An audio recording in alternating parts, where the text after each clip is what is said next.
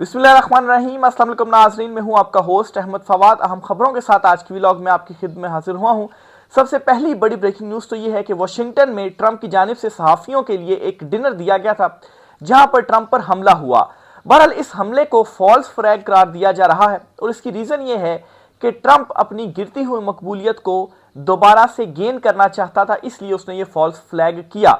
बहरहाल कुछ फैक्ट्स भी बयान किए जा रहे हैं, क्योंकि ये फॉल्स फ्लैग क्यों है ना, रीजन भी तो इसकी कुछ होगी। एक तो रीजन ये बताई जा रही है कि हमलावर ने हवाई फायरिंग की। तो भाई हमलावर ने अगर हमला करना था ट्रंप पर, तो वो हवाई फायरिंग करके सिक्योरिटी को अलर्ट क्यों कर रहा है? इस पर कुछ तफसीलात हैं, वो आपके साथ में शेयर करूंगा जी। इसी तरह की रीजन बयान की जा रही है। दूसरी खबर यह है कि ईरान अमेरिका जो मुज़ाकरात हैं, हतमी डील तो हो नहीं सकी। ईरान का जो वफ्द है वो पाकिस्तान से वापस चला गया। ट्रंप ने भी फिर ट्वीट करके कह दिया जी कि हम भी अपना जो वफ्द है वो नहीं भेज रहे। बहरहाल शराइत क्या थी ईरान की जानिब से जो कि नहीं मानी गई? उन्होंने क्या पेपर पकड़ाया शराइत का कि जी ये हमारी शराइत है, मानते हैं तो ठीक है, अदरवाइज जाएं। वो शराइत आपके साथ में शेयर करूंगा जी।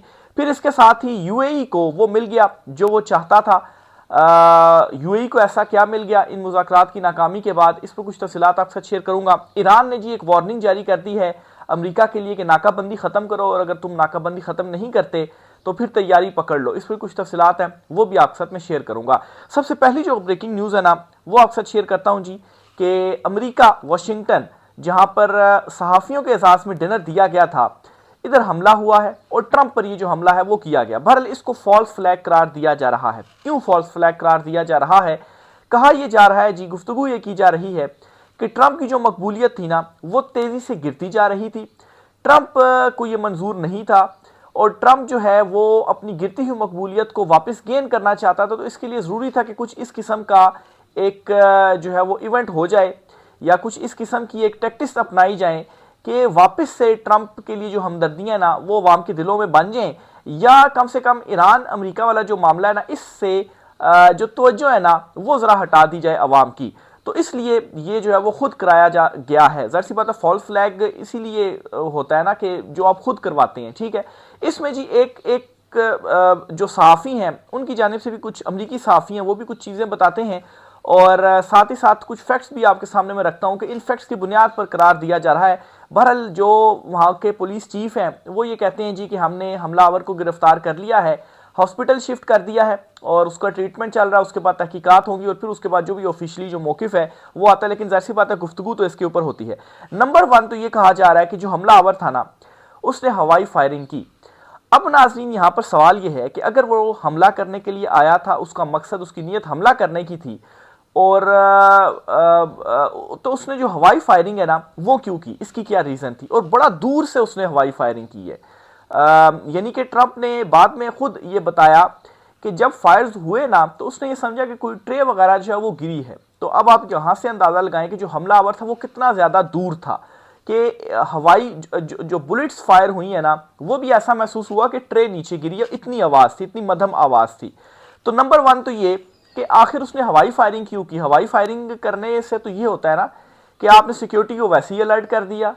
सिक्योरिटी को आपने अलर्ट कर दिया तो फिर आपने हमला जो है वो क्या करना है? ऐसे थोड़ी ना होता है, कोई हमलावर आता है तो सिक्योरिटी को अलर्ट थोड़ी करता है। उसने सिक्योरिटी को अलर्ट किया, यानी कि मकसद ये था कि सिर्फ और सिर्फ थोड़ा सा जो ड्रावा है वो दिया जाए और जो पुलिस है वो अलर्ट हो और आकर मुझे जो गिरफ्तार है वो कर ले।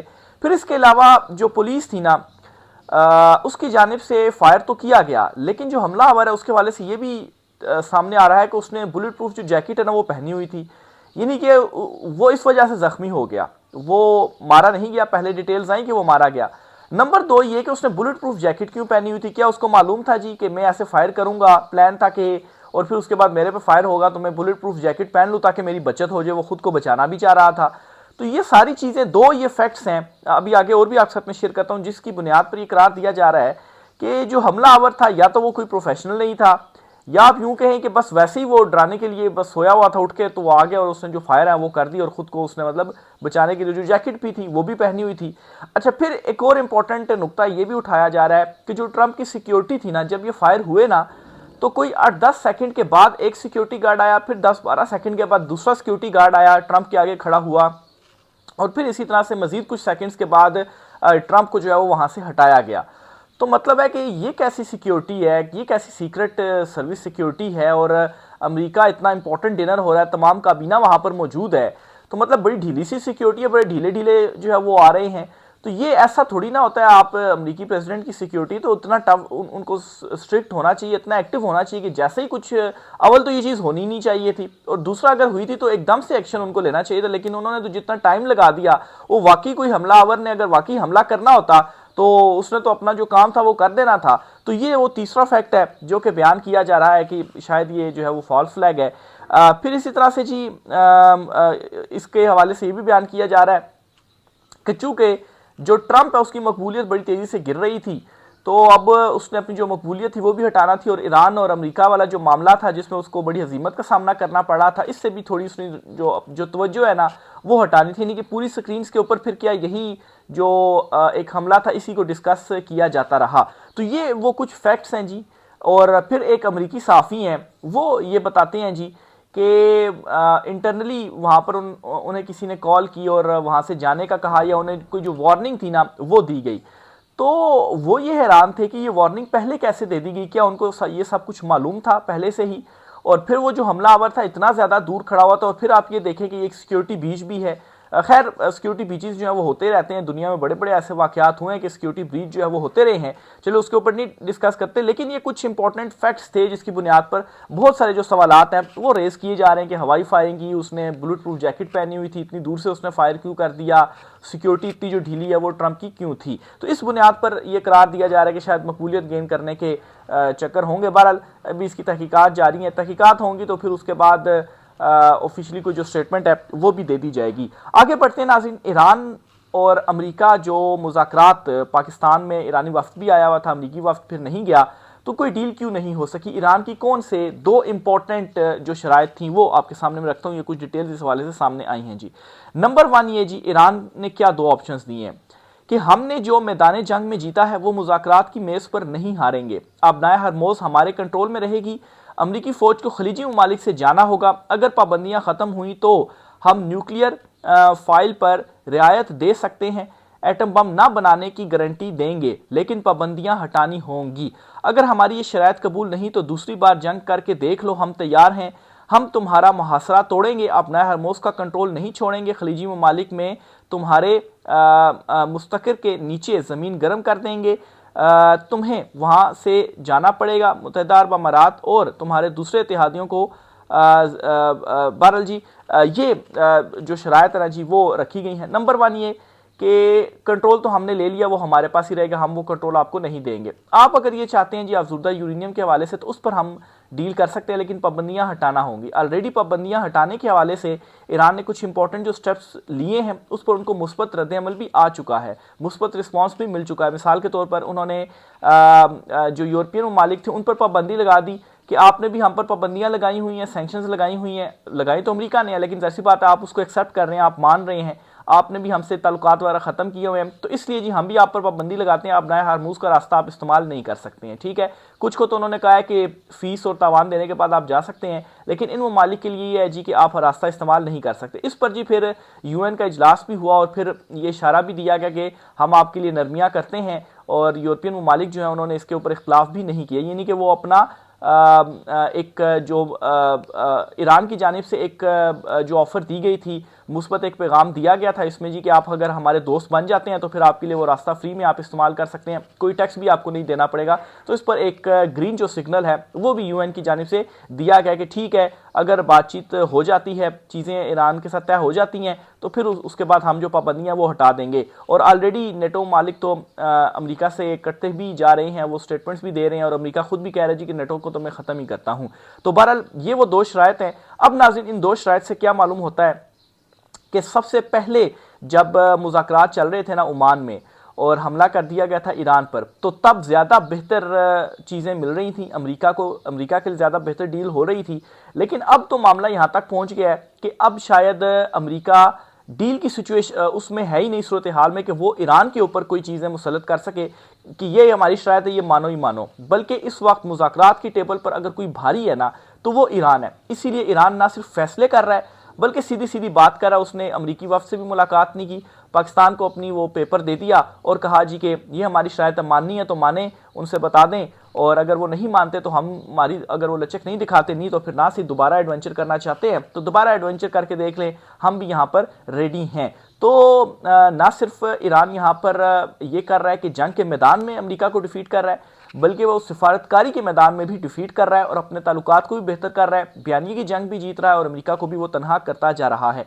दूसरी तरफ अमेरिकी सदर ने भी जब ईरानी वफ़द वापस गया तो उन्होंने ट्वीट की और ट्वीट करते हुए ये कहा जी कि ईरान ने मुज़ाकरात के नाम पर कागज़ का पलंदा पकड़ा दिया है और इसलिए मैं जो दौरा है वो मनसूख कर रहा हूँ। यानी कि जो कुशनर हैं और विटकॉफ हैं उन्होंने दौरे पर आना था पाकिस्तान के, तो वो दौरा वो मनसूख कर रहे हैं। और साथ ही साथ ट्रंप ये भी कह रहे हैं कि अब अगर ईरान ने रब्ता करना है ना हमसे मुज़ाकरात के लिए तो वो डायरेक्ट हमें फ़ोन कॉल कर दे, तो हम रेडी वैसे ही बैठे हुए हैं, तो तब हम मुज़ाकरात करेंगे। यानी कि यहाँ से आप ये भी समझें कि पाकिस्तानी जो सालिसकार का किरदार अदा कर रहे थे तो उनको एक तरह से मतलब बीच में से हटा रहा है ट्रंप के, यार नहीं अब आप डायरेक्ट हमें ही कॉल कर दें, तो हम जो है वो रेडी हैं, आपसे जो मुज़ाकरात है वो कर लेंगे। बहरहाल जी ये ईरान की जानिब से जो शराइत हैं वो रखी गई हैं और अब नाज़रीन सूरत हाल गंभीर इसलिए होती जा रही है कि ना अमेरिका के पास ये ऑप्शन रहा है कि वो वहाँ पर स्टे करे और ना ही ये कि वो मज़ीद जो जंग है वो जारी रखे। अब क्या फ़ैसला करता है ट्रंप, ये बहुत इंपॉर्टेंट होगा क्योंकि बहुत बुरे तरीके से इस वक्त ट्रंप इस मामले के ऊपर फंस चुका है। यूएई बड़ा खुश होगा इसके बाद, ये जो मुज़ाकरात में हतमी डील नहीं हो सकी, क्यों यूएई बहुत ज़्यादा खुश होगा। देखें यूएई और कुछ जो खलीजी ममालिक है ना वो इन मुज़ाकरात से वैसे ही जो है वो नहीं चाह रहे थे कि ये मुज़ाकरात इस तरह से कामयाब हों और परेशान थे कि यार अगर ये मुज़ाकरात कामयाब हो जाते हैं तो हमारा क्या बनेगा, कैसे वो परेशान थे। नंबर वन तो ये कि वो ये समझते थे कि अगर दोनों में मुज़ाकरात कामयाब हो जाते हैं, अमेरिका यहाँ से निकल जाता है, जंग बंदी हो जाती है, तो फिर ईरान तो हमें नहीं छोड़ेगा।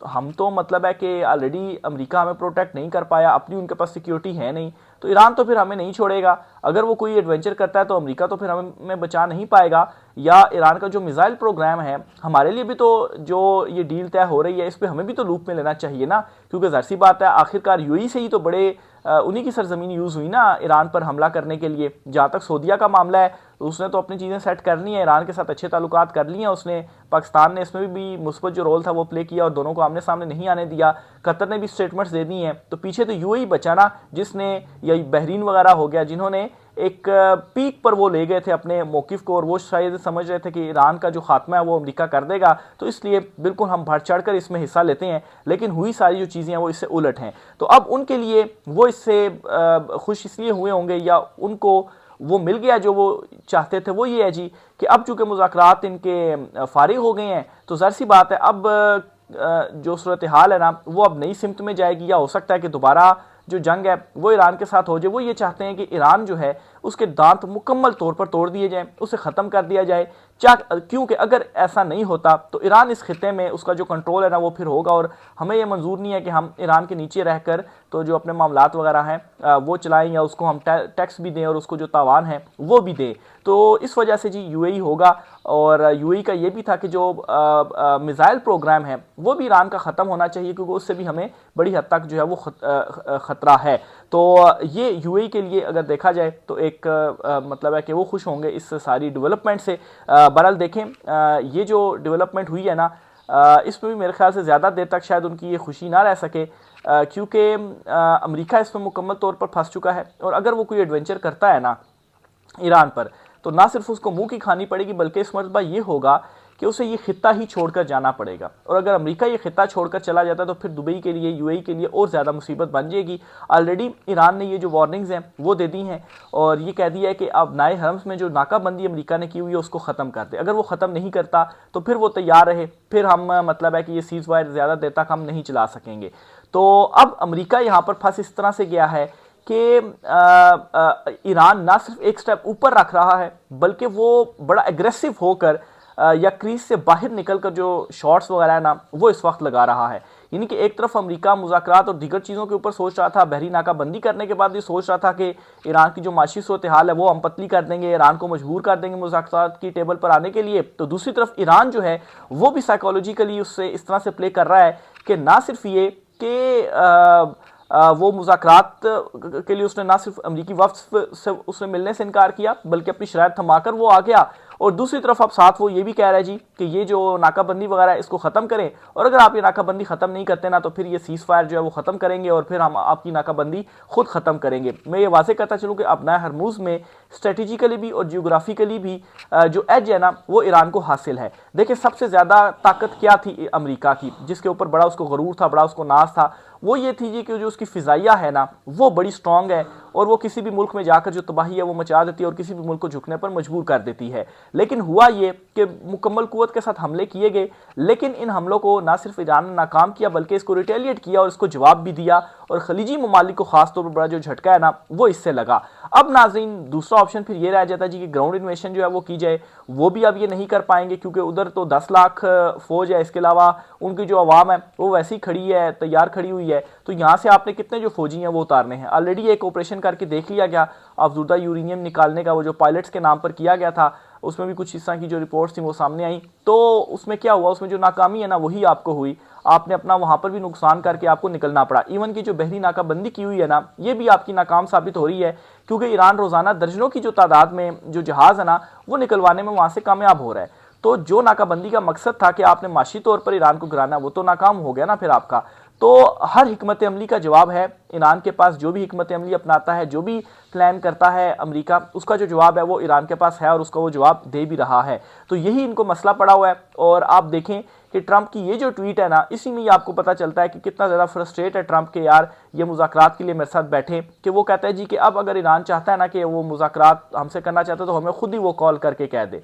यानी कि पहले तो आप मुज़ाकरात की टेबल में बैठने को तैयार नहीं थे, पाकिस्तान ने जो रोल प्ले किया और दोनों फरीकैन को मुज़ाकरात की टेबल पर बिठाया, और अब आप ये कहते हैं जी कि आप हमें कॉल कर लें, हम आपके साथ मुज़ाकरात कर देते हैं। फिर ईरानी वफ्द यहाँ पर आता है तो आप ये कहते हैं जी कि हमारा वफ्द तैयार है, वो भी अगले दिन जाएगा और जाकर जो मुज़ाकरात है वो करेगा। हालांकि ईरानी वफ्द ने तो पहले ही कहा हुआ था, उनका मीडिया ये स्टेटमेंट दे रहा था कि मीडिया के ऊपर उनके अहम रहनुमा जो वो ये स्टेटमेंट दे रहे थे जी कि जो वफ्द गया हुआ है उन्होंने वहाँ पर अमरीकी वफ्द से जो मुलाकात है वो नहीं करनी, और वो बिल्कुल क्लियर और साफ ये बता भी रहे थे कि क्यों नहीं करनी, क्योंकि इन्होंने नाकाबंदी की हुई है, नाकाबंदी खत्म करें फिर हम आगे मुज़ाकरात के लिए आपके साथ जो है वो चल सकते हैं।